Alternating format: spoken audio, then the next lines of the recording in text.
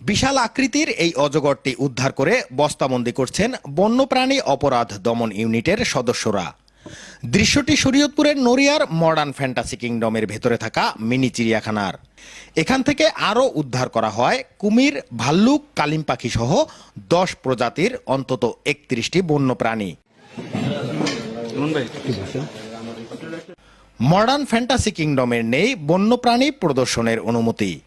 সরকারি বিধি অমান্য করেই কয়েক বছর ধরে পার্কের মিনি চিড়িয়াখানায় বিভিন্ন ধরনের জীবজন্তু প্রদর্শন করা হচ্ছিল।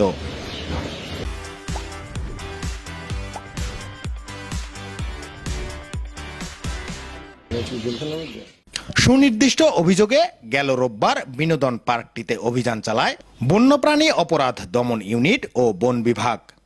এই বন্যপ্রাণীগুলো অবৈধভাবে এখানে রাখা হয়েছিল। আমরা এগুলো সবগুলোই জব্দ করছি।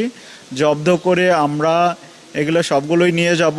আমরা কোয়ারান্টাইন মেনটেন করব, 14 দিন কোয়ারান্টাইন মেনটেন করে কিছু বন্যপ্রাণী আমরা প্রকৃতিতে অবমুক্ত করব, আর কিছু বন্যপ্রাণী আমাদের গাজীপুর সাফারি পার্ক আছে সেখানে রাখা হবে। মিনি চিড়িয়াখানায় থাকা সব বন্যপ্রাণী হস্তান্তরে সহযোগিতার আশ্বাস দিয়ে ভবিষ্যতে এ ধরনের অপরাধ না করার কথা জানান মডার্ন ফ্যান্টাসি কিংডম কর্তৃপক্ষ। আমাদেরকে আগে কখনো বলা হয়নি যেগুলো লাইসেন্স করতে হবে, বা ওনারা আগে পরে আসছে বন্যপ্রাণী থেকে, তখনও কিছু বলা হয়নি। এতদিন যাবত ওনারা কিছু বলেন, আজকে হঠাৎ করে উনি এসে বলতেছে এগুলা অবৈধ প্রাণী, এগুলো ছেড়তে হবে। ঠিক আছে, তা আমরা তাদের সাথে কোঅপারেট করে আমরা ছেড়ে দিচ্ছি। বন্যপ্রাণী সংরক্ষণ ও নিরাপত্তা আইন 2012 অনুযায়ী সারা দেশে অবৈধভাবে আটক থাকা সব বন্যপ্রাণী উদ্ধারে কাজ শুরু করেছে বন্যপ্রাণী অপরাধ দমন ইউনিট। দেশের কোথাও অবৈধভাবে বন্যপ্রাণী প্রদর্শন করতে দেয়া হবে না বলে জানিয়েছেন এ কর্মকর্তা।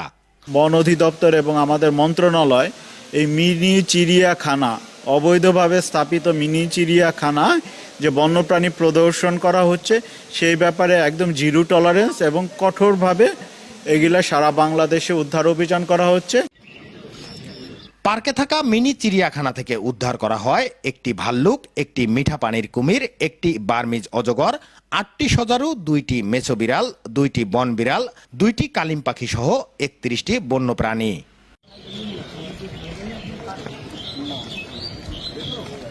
নুরুল আমিন রবিন, চ্যানেল 24, শরীয়তপুর।